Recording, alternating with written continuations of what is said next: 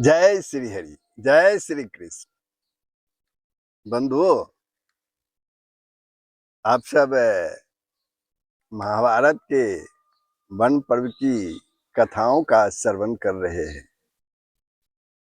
प्रभु की कृपा से इसके पूर्व आप लोगों ने जो प्रसंग श्रवण किया था वह था पांडवों का गंधर्वों से युद्ध करके दुर्योधन आदि को छुड़ाना,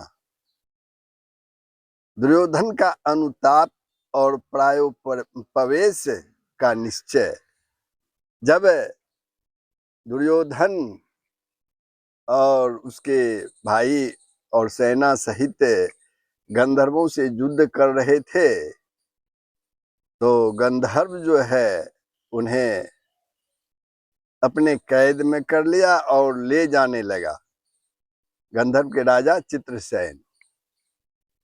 जब यह बात पांडवों को पता चली तो महाराज युधिष्ठिर ने अपने भाइयों से कहा कि तुम लोग जाओ और दुर्योधन को उससे छुड़ा लाओ।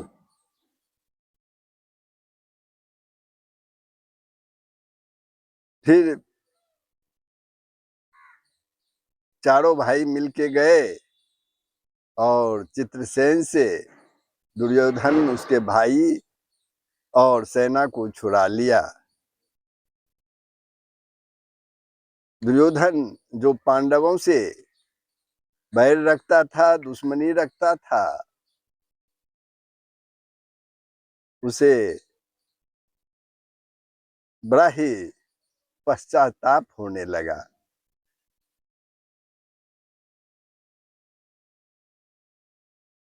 साथ ही वह भीतर से उद्रेबुन में पड़ा हुआ था कि पांडव को हमने इतना कष्ट दिया,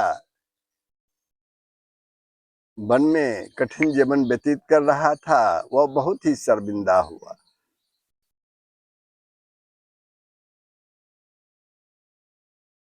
फिर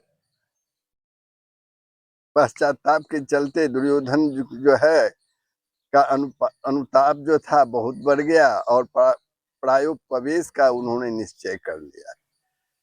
ये प्रसंग आप लोगों ने सुना था।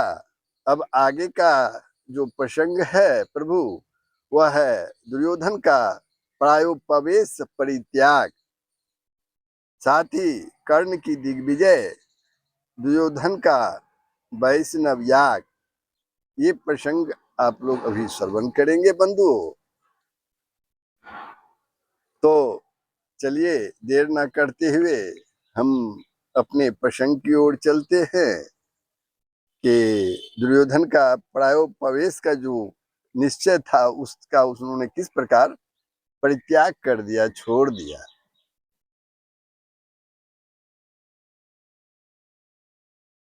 बंधुओं, प्रसंग प्रारंभ हो, आप लोगों से नम्र निवेदन है कि अपने विचार कमेंट बॉक्स में अवश्य ही लिखें।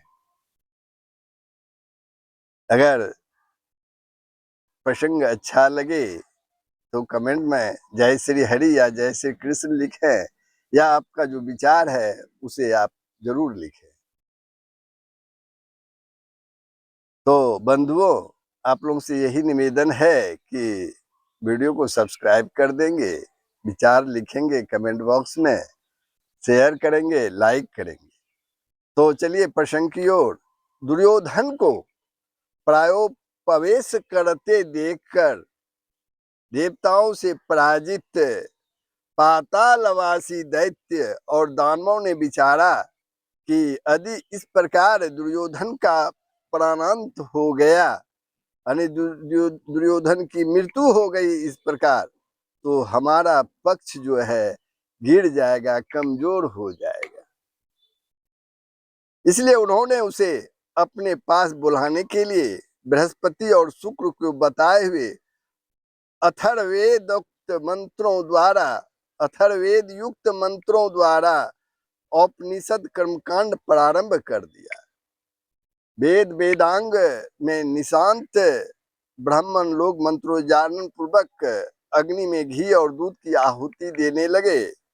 कर्म समाप्त होने पर जग कुंड में से एक बड़ी ही अद्भुत कृत्या जम्भाई लेती हुई प्रकट हुई। कृत्या जम्भाई लेती हुई प्रकट हुई और बोली, बताओ मैं क्या करूं? तब दैत्यों ने प्रसन्न होकर कहा, तो प्रायोपवेश करते हुए राजा दुर्योधन के को यहाँ ले आओ। तब कृत्या जो आज्ञा कहकर गई और एक क्षण में ही दुर्योधन के पास वह पहुंच गई। कृत्या राक्षसी जो उत्पन्न हुआ जग से, फिर एक क्षण में ही उसे लेकर रसातल में वो पहुंच गई। दुर्योधन को आया देखकर दानवों के जो मन जो है, चित्त जो है, वो प्रसन्न हो गए और उन्होंने उससे अभिमान पूर्वक कहा, भरत कुल दीपक महाराज दुर्योधन, आपके पास सदा ही बड़े बड़े शूरवीर और महात्मा बने रहते हैं, फिर आपने यह प्रायोपवेश का साहस क्यों किया? जो पुरुष आत्महत्या करता है वह तो अधोगति को प्राप्त होता है और लोक में भी उसकी निंदा होती है। आपका यह विचार तो धर्म अर्थ आपका यह विचार तो धर्म अर्थ सुख का नाश करने वाला है। इसे आप छोड़ दीजिए। आप शोक क्यों करते हैं? आपके लिए अब किसी प्रकार का खटका नहीं है। आपकी सहायता के लिए अनेक दानव वीर पृथ्वी में उत्पन्न हो चुके हैं। कुछ दूसरे दैत्य भीष्म, द्रोण और कृप आदि के शरीरों में प्रवेश करेंगे, जिससे वे दया और स्नेह को तिलांजलि देकर, दया और स्नेह को छोड़कर आपके शत्रुओं से संग्राम करेंगे, युद्ध करेंगे। उनके सिवा क्षत्रिय जाति में उत्पन्न हुए और भी अनेकों दैत्य और दानव आपके शत्रुओं के साथ युद्ध में पूरे पराक्रम से भिड़ जाएंगे। महारथी कर्ण, अर्जुन तथा और भी सभी शत्रुओं को वो परास्त करेगा। इस काम के लिए हमने ससंतक नाम वाले सहस्रों दैत्य और राक्षसों को नियुक्त कर दिया है। वे सुप्रसिद्ध वीर अर्जुन को नष्ट कर डालेंगे, आप शोक न करें। राक्षस कहने लगे कि दुर्योधन से, आप शोक न करें, अब इस पृथ्वी को शत्रुओं से रहित ही समझें और निर्द्वंद होकर इसे भोगे। देखिए, फिर आगे कहता, देखिए देवताओं ने तो पांडवों का आश्रय ले रखा है और आप सर्वदा हमारी गति हैं। इस प्रकार जो दुर्योधन को उपदेश देकर उन्होंने कहा, अब आप अपने घर जाइए और शत्रुओं पर विजय प्राप्त कीजिए। दैत्यों के विदा करने के पर दैत्यों के विदा करने पर कृत्या ने दुर्योधन को फिर प्रायोपवेश के स्थान पर पहुंचा दिया, जहाँ की अपना जान देने के लिए दुर्योधन गया था, उसी स्थान पर फिर पहुंचा दिया। कृत्या राक्षसी जो हवन कुंड से निकली थी और वह वहीं अंतर्ध्यान हो गई। कृत्या के चले जाने पर दुर्योधन को चेत हुआ, वह सचेत हो गया और उसने इस सब प्रसंग को एक स्वप्न सा समझा। दूसरे दिन सवेरा होते ही सुत पुत्र कर्ण ने हाथ जोड़कर हंसते हुए कहा, महाराज, मरकर कोई भी मनुष्य शत्रुओं को नहीं जीत सकता। जो जीता रहता है वह कभी सुख के दिन भी देख लेता है। आप इस तरह क्यों सो रहे हैं? शोक की ऐसी क्या बात है? एक बार आपने पराक्रम से शत्रुओं को संतप्त करके अब मरना क्यों चाहते हैं?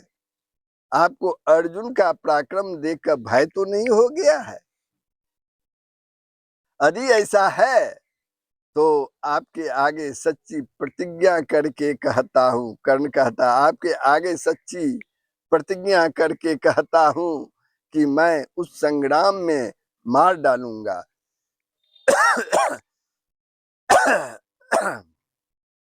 मैं उस संग्राम में मार डालूंगा पांडवों को। मैं प्रतिज्ञा पूर्वक शस्त्र छूकर कहता हूं कि पांडवों के अज्ञातवास का 13वां वर्ष समाप्त होते ही मैं उन्हें आपके अधीन कर दूंगा। कर्ण के इस प्रकार कहने और दुशासन आदि के बहुत अनुनय विनय करने पर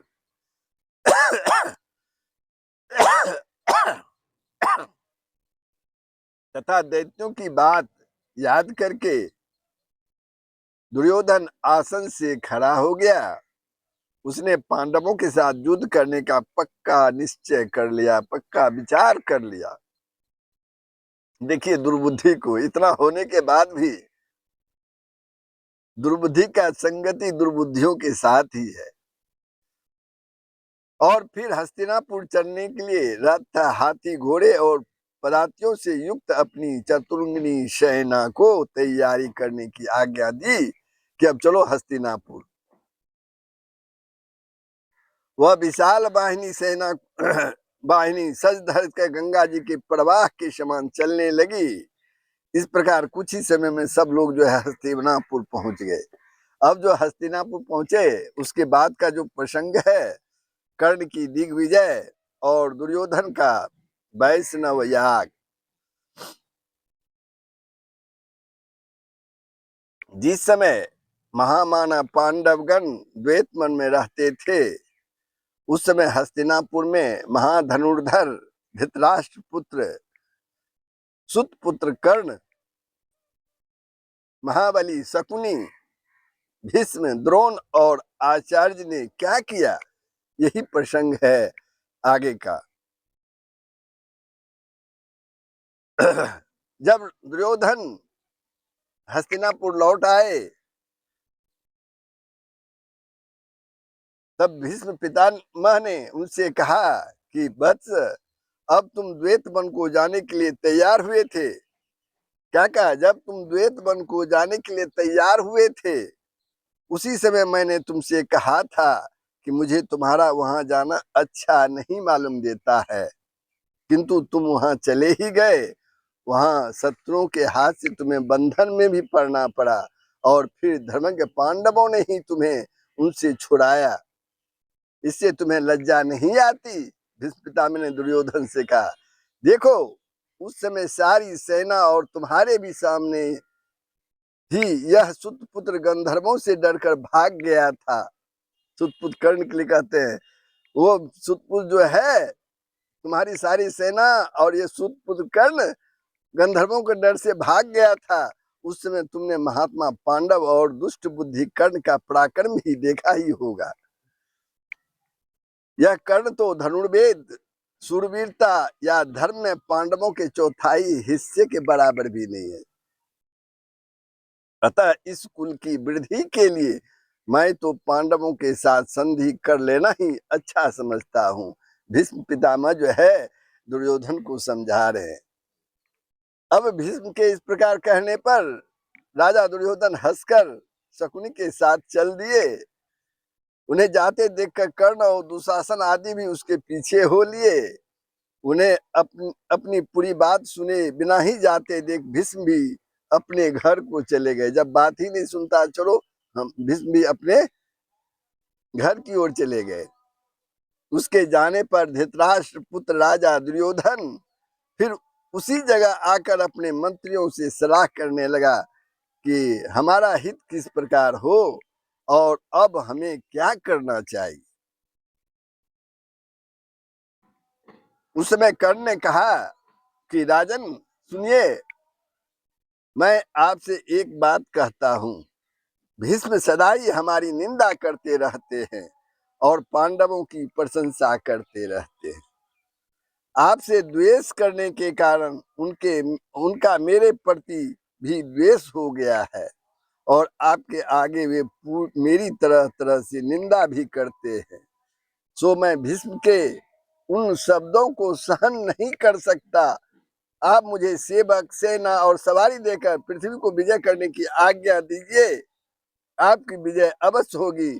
मैं शस्त्रों की शपथ लेकर सच्ची प्रतिज्ञा करता हूँ। कर्ण के ये शब्द सुनकर दुर्योधन ने अत्यंत प्रेम से कहा कर्ण से कि वीर कर्ण, तुम सदा ही मेरा हित करने के लिए उद्यत रहते हो, तैयार रहते हो।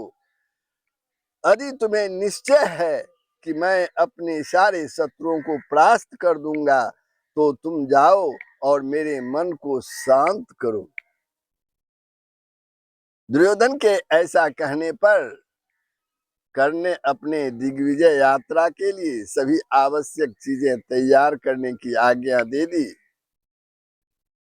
फिर अच्छा मुहूर्त देखकर मांगलिक द्रव्यों में स्नान कर शुभ नक्षत्र और तिथि में वे कुछ कर गया दिग्विजय के लिए। उस समय ब्राह्मणों ने उसे आशीर्वाद दिया तथा उसके रथ की घड़घड़ाहट से तीनों लोग जो है गुंज उठे, तीनों लोग गुंजायमान हो गया। हस्तिनापुर से बड़ी भारी सेना के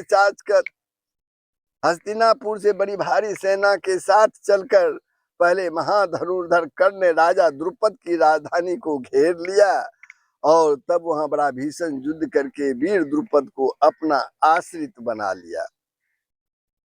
उसे कर रूप में उसने बहुत सा सोना चांदी और तरह तरह के रत्न ले लिए। उसके बाद जो राजा द्रुपद के अधीन थे उन्हें जीतकर उनसे भी कर लिया, टैक्स लिया। फिर वहां से चलकर वह उत्तर दिशा में गया कर्ण और उधर के सब राजाओं को भी हरा दिया। महाराज भगदत्त को जीतकर वह शत्रुओं से लड़ता लड़ता हिमालय पर चढ़ गया। इस प्रकार उस ओर के सब राजाओं को जीतकर उसने नेपाल देश के राजाओं को भी परास्त कर दिया। फिर हिमालय से नीचे आकर पूर्व की ओर धावा किया और उस ओर अंग बंग कलिंग सुंडिक मिथिला मगध करखंड आवसीर योध्य और अही क्षेत्र आदि राज्यों को जीतकर अपने बस में कर लिया। इसके बाद उसने वत्स भूमि को जीता और फिर केवाला, मृतिकावती, मोहन पत्तन, त्रिपुरी और कोसला आदि पुरियों को अपने अधीन कर लिया। इन सबको जीतकर और इनसे कर लेकर टैक्स लेकर कर्ण ने दक्षिण की ओर प्रस्थान किया। उधर भी उसने अनेकों महारथियों को परास्त कर दिया। रुक्मी के साथ कर्ण का बड़ा ही घोर युद्ध हुआ, किंतु अंत में उसे भी इच्छा अनुसार कर देना पड़ा। फिर वह पांड्य और श्री शैल की ओर गया। वहां केरल, नील और बेनुदारी सुत आदि अनेक राजाओं से कर लेकर फिर शिशुपाल के पुत्र को भी परास्त किया। उसके आसपास के जो भी राजा थे उन्हें भी उसने उस महावीर कर्ण ने अपने अधीन कर लिया। इसके बाद अवंती देश के राजाओं को जीतकर शाम पूर्वक विष्णुवंशियों को अपने पक्ष में किया और फिर पश्चिम दिशा को जीतना आरंभ किया। उस दिशा में जाकर उसने यवन और बर्बर राजाओं से कर लिया।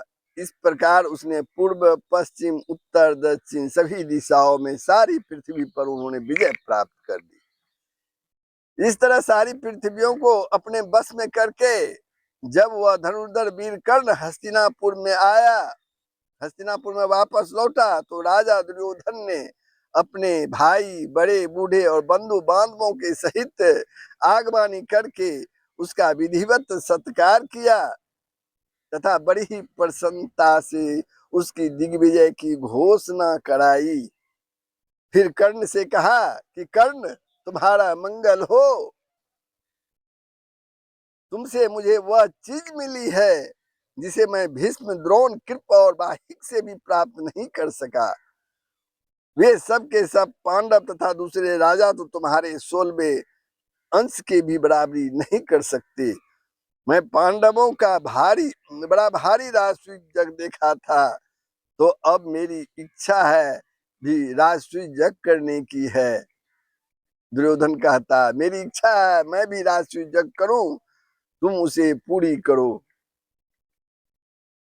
दुर्योधन के इस प्रकार कहने पर कर्ण ने उससे कहा, राजन, इस समय सभी राजागण आपके अधीन हैं, आप याजकों को बुलाकर यज्ञ की तैयारी कराइए। तब दुर्योधन ने अपने पुरोहितों को बुलाकर उनसे कहा कि द्विजवर, आप मेरे लिए शास्त्रानुसार विधिवत राजसूय यज्ञ प्रारंभ कर दीजिए। इसकी समाप्ति पर मैं यथेष्ट दक्षिणाएं दूंगा। इस पर पुरोहितों ने कहा, राजन, युधिष्ठिर के जीवित रहते हुए आप यह यज्ञ नहीं कर सकते, किंतु एक दूसरा यज्ञ है जो किसी के लिए भी निषिद्ध नहीं है, आप विधिवत उसे ही कीजिए। उसका नाम है वैष्णव यज्ञ, और वह राजसूय यज्ञ के भी जोर का है, बराबर का है। हमें वह बहुत प्रिय है। उससे आपका हित होगा और वह बिना किसी विघ्न बाधा का भी संपन्न हो जाएगा। पुरोहितों के ऐसा कहने पर राजा दुर्योधन ने कर्मचारियों को यथायोग्य आज्ञा दी तथा उन्होंने उसके आज्ञा अनुसार क्रमशः सारी तैयारियां कर दी। तब महामती विदुर एवं मंत्रियों ने दुर्योधन को सूचना दी, राजन, यज्ञ की सारी सामग्रियां तैयार है, सोने का बहुमूल्य हल भी बन चुका है और यज्ञ का नियत समय भी आ गया है। यह सुनकर राजा दुर्योधन ने यज्ञ प्रारंभ करने की आज्ञा दे दी। बस यज्ञ कार्य प्रारंभ हो गया और दुर्योधन को शास्त्रानुसार विधि पूर्वक यज्ञ की दीक्षा दी गई। इस समय धृतराष्ट्र, विदुर, भीष्म, द्रोण, कर्ण, कृप, शकुनी और गंधारी सभी को बड़ी ही प्रसन्नता हुई। राजाओं और ब्राह्मणों को निमंत्रित करने के लिए शीघ्रगामी दूत भेजे गए।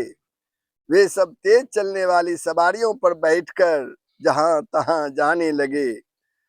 उनमें से एक दूत से दुस्शासन ने कहा, तुम शीघ्र ही द्वैत बन जाओ और वहां रहने वाले पांडवों तथा ब्राह्मणों को विधिवत यज्ञ का निमंत्रण दो। उसे पांडवों के पास जाकर प्रणाम किया और उनसे कहा, महाराज, निरपति श्रेष्ठ दुर्योधन अपने पराक्रम से बहुत सा धन प्राप्त करके एक महायज्ञ कर रहे हैं। उसमें सम्मिलित होने के लिए जहां तहां से बहुत से राजा और ब्राह्मण आ रहे हैं। महामाना कुरुराज ने मुझे आपकी सेवा में भेजा है। धृतराष्ट्र कुमार महाराज दुर्योधन आपको यज्ञ के लिए निमंत्रित करते हैं। आप उनका यह अभिष्ट यज्ञ देखने के लिए कृपा कीजिए। दूत की यह बात सुनकर राजा युधिष्ठिर ने कहा, अपने पूर्वजों की कीर्ति बढ़ाने वाला राजा दुर्योधन महायज्ञ के द्वारा भगवान का यजन कर रहे हैं। यह बड़ी ही प्रसन्नता की बात है।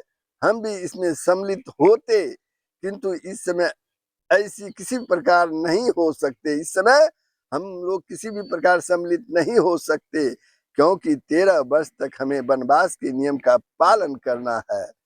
धर्मराज की यह बात सुनकर भीमसेन ने कहा, तुम दुर्योधन से कह देना कि 13 वर्ष बीतने पर जब युद्ध जग में अस्त्र शस्त्रों से प्रज्वलित अग्नि में तुझे होमा जाएगा, तभी धर्मराज युधिष्ठिर वहां आवेंगे। भीम के सिवा अन्य पांडवों ने कुछ भी नहीं कहा दूत को। फिर दूत ने दुर्योधन के पास जाकर सब बातें ज्यों की त्यों सुना दी।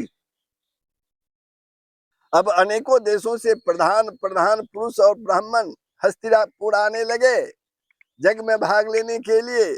धर्मज्ञ विदुर जी ने दुर्योधन को आज्ञा से सभी वर्णों के पुरुषों का यथोचित सत्कार किया तथा उसके इच्छा अनुसार खाने पीने की सामग्री, सुगंधित माला और तरह तरह के वस्त्र देकर उन्हें संतुष्ट किया।